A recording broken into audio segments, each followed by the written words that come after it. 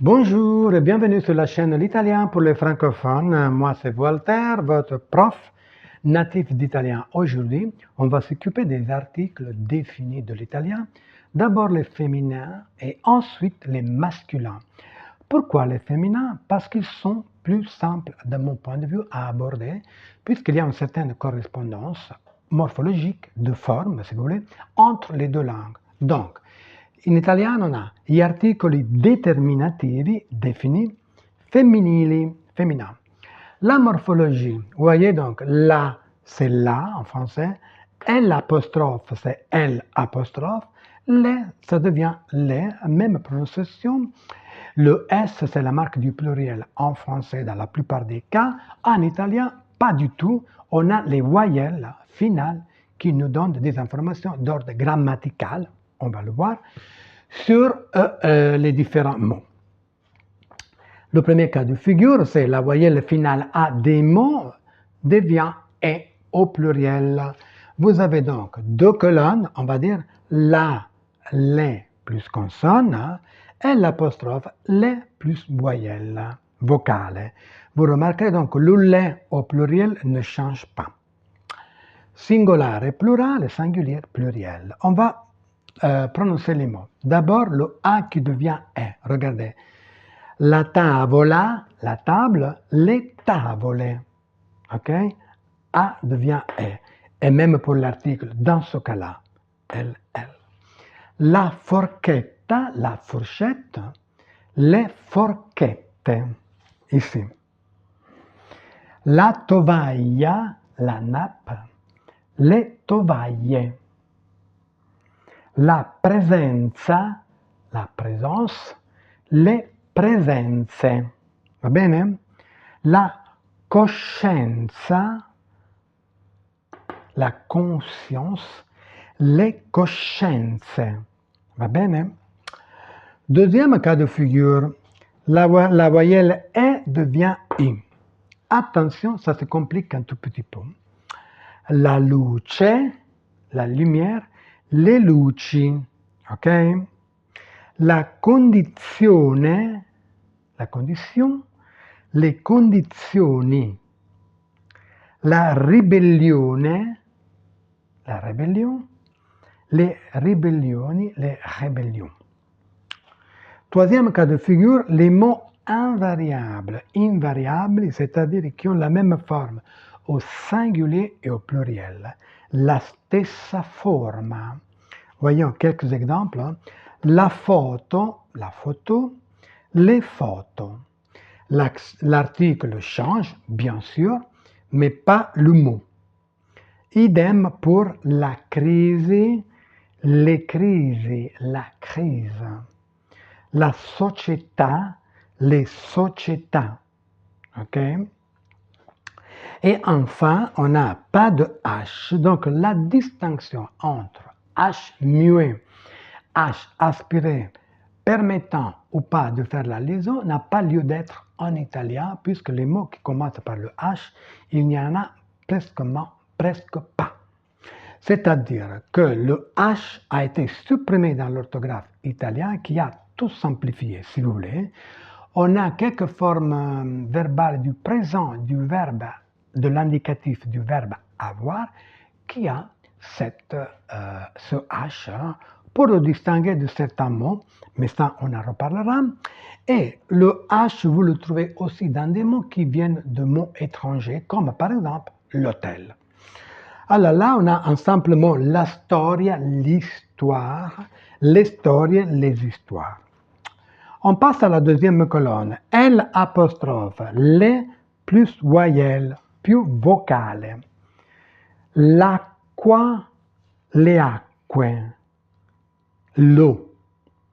L'amica, l'ami, le amiche. L'idea, l'idée, le idee. On entend les deux E. L'uva, le raisin, les uve. Attention, changement de genre. Féminin en italien, masculin en français. Ça veut dire que les mots, dans la plupart du temps, dans les deux langues, ont le même genre, mais parfois, Cela ne marche pas. Donc, il y a un changement de genre. Comme c'est le cas ici. L'uva féminin, le raisin masculin. L'amicizia, l'amitié, le amicizie. Et on continue. L'attrice, le attrici. Ok? L'occasione, pardon, le occasioni. L'evoluzione, l'évolution, le evoluzioni. Le dernier cas de figure, quelques mots invariables. L'auto, le auto. L'utilità, l'utilité, le utilità. Ok? L'analyse, l'analyse, les analyses. Ok? Mots qui restent invariables au pluriel. Enfin, toujours cette histoire, je vous montre quand même un exemple, deux exemples à vrai dire. L'ora, l'heure, les ore, ici, les heures. Ça veut dire qu'on fait la liaison en français. En italien, cela n'a pas lieu d'être. L'anca, la hanche, les anche, les hanches. Pas de liaison, H aspiré. Tout cela, comme je le disais tout à l'heure et je le répète, mais en italien, ça n'existe pas. Ok? Attention donc, avant de tourner notre tableau, rappelez-vous, morphologie du féminin plutôt facile à appréhender. Les premiers cas de figure, le A devient E. Deuxième cas de figure, le E devient I. Les mots invariables, pas de H. Et rappelez-vous l'importance des voyelles finales en italien.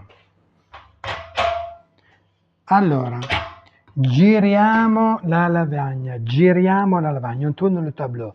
Articoli determinativi maschili, articolo défini masculin, du masculin.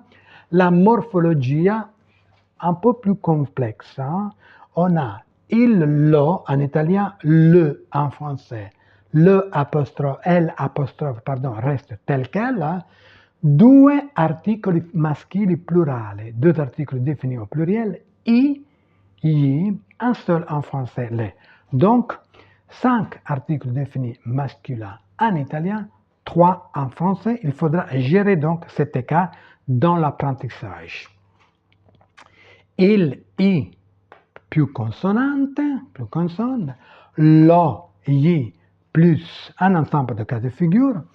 Les mots qui commencent par S plus consonne, par le Z, par le PS, GN, XPN. Bon, je ne donnerai pas tous les cas de figure parce que ces mots sont très rares, donc pas la peine de se prendre la tête avec ça quand on apprend le français, l'italien dès le départ. Et ensuite, dernière colonne, L apostrophe I plus voyelle vocale. Donc, vous voyez, on a 3 colonnes au lieu de 2 pour le féminin. Donc, vigilance. On commence. Il libro, le livre. I libri. Le O devient I. Premier cas de figure. Il letto, le lit. I letti. Il figlio, le fils ou l'enfant parfois. I figli. Il vuoto, le vide, i vuoti. Il vestito, i vestiti, le vêtement. Deuxième cas de figure, on a des mots qui se terminent par le A masculin. Donc attention, le pluriel c'est toujours I. J'ai mis un seul exemple pour ne pas trop alourdir ma présentation.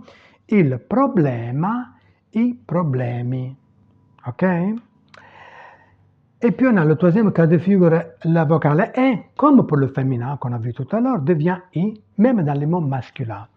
Il pêche, le poisson, i pesci. Il mese, le mois, i mesi. Et pour finir, quatrième cas de figure, les mots invariabili, la stessa forma, rappelez-vous, on l'a vu tout à l'heure. Il papa, i papa. Il lunedì, il tabou, i tabou. Donc, on pourra remarquer quand les mots se terminent par une voyelle qui porte un accent, qui porte l'accent graphique et tonique, bien sûr, ils ne changent pas de forme au pluriel. Deuxième colonne, lo, yi. Quelques cas de figure.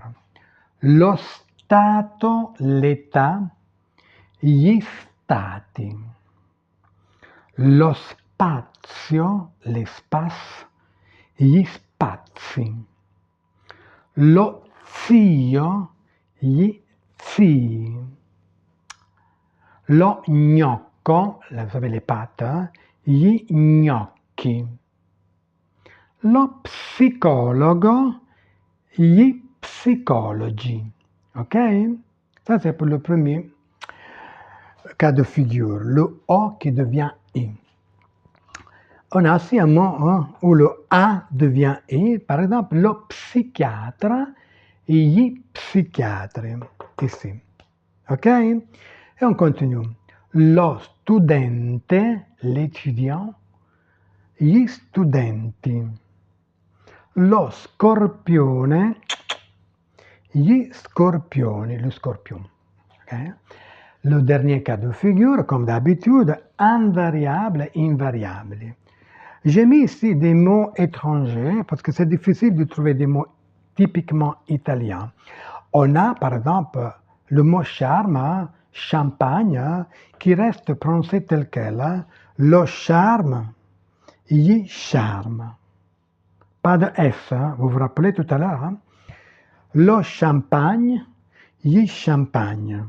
Le mot reste invariable. Nous, on n'a pas le S, on n'ajoute pas de S au pluriel. Lo sport, gli sport. Ok? On prononce ici le T final. Attention. Dernière colonne, L apostrophe J plus voyelle.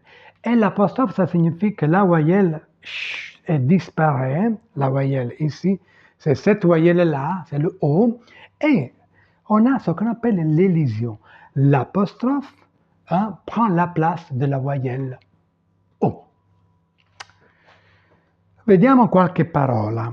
Allora abbiamo l'altro, gli altri.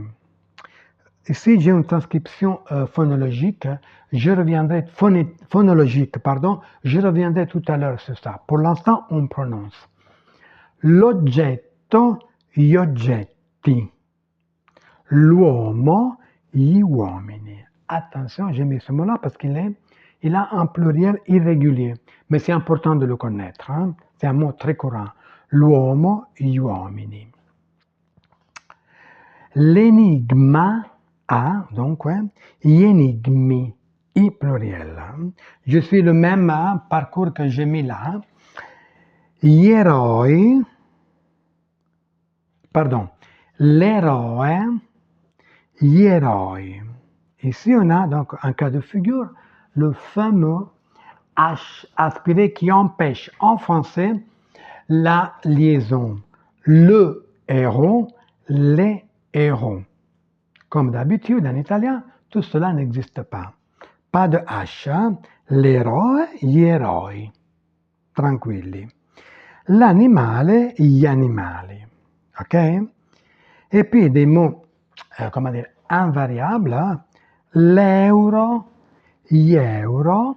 Ok, la monnaie. Et puis on a un mot qui nous vient de l'étranger, un mot composé. L'autobus, gli autobus. Ok, donc les trois colonnes, on les a vues. Hein. Je reviens donc sur la prononciation avec y plus voyelle. Vous pouvez apprendre au départ comme ça, y altri. Vous découpez les deux mots, vous les séparez. Y altri, gli oggetti, gli uomini et ainsi de suite. Mais attention, ce n'est pas la prononciation naturelle de l'italien. Alors, je vous montre avec un seul exemple la transcription phonologique pour vous montrer en fait que le I dans la prononciation disparaît. On dit gli altri, on ne prononce pas le I. Ok? Si je dis gli altri, je coupe en deux l'article et le mot et c'est pas très naturel pour les Italiens.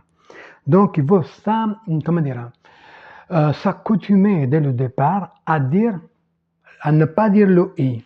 Gli altri, gli oggetti, gli uomini, gli enigmi, gli eroi, gli animali. J'espère que vous sentez que je ne prononce pas le i. Je répète, gli altri. Vous voyez ici dans la transcription phonologique, je n'ai pas noté le i puisqu'il n'est pas prononcé. Voilà, petite particularité qu'il faudra maîtriser petit à petit, bien évidemment, en faisant de l'expérience, de la pratique, tout ça, ça vient tout seul. Donc, pour terminer, donc, ici, qu'est-ce qu'on peut dire? Donc, on a suivi le même processus hein, pour toutes les colonnes. Donc, le O devient I, le A devient I, le E devient I. Donc, le I est la marque du pluriel du masculin, dans tous les cas. Les mots invariables, ils ne changent pas, quel que soit le mot, que ce soit un mot italien, avec accent sur la dernière voyelle, ou un mot étranger, c'est toujours la même histoire, le mot ne changera pas. Voilà. Je crois qu'on a tout dit pour l'instant, on a dit l'essentiel pour cette vidéo. Quand on va traiter les voyelles finales spécifiquement, on pourra dire beaucoup plus de choses. Pour l'instant, je pense que ça suffit pour les débutants. Et donc, il ne me reste que vous dire merci beaucoup de m'avoir écouté. J'espère que la vidéo ça vous a plu. Si vous avez aimé, vous pouvez liker et vous pouvez aussi vous abonner, ça m'aide beaucoup. Vous cliquez sur la clochette pour ne pas rater les vidéos à venir en italiano. Grazie cari francofoni e care francofone per aver ascoltato questo video, spero che vi sia piaciuto, io vi do appuntamento al prossimo video, per non perdere questo video abbonatevi, quindi in italiano si dice iscrivetevi e cliccate sulla campanellina per non perdere i prossimi video e non dimenticate, se vi è piaciuto il video, mettete un like. Grazie, buona giornata, buona serata o buonanotte. Ciao!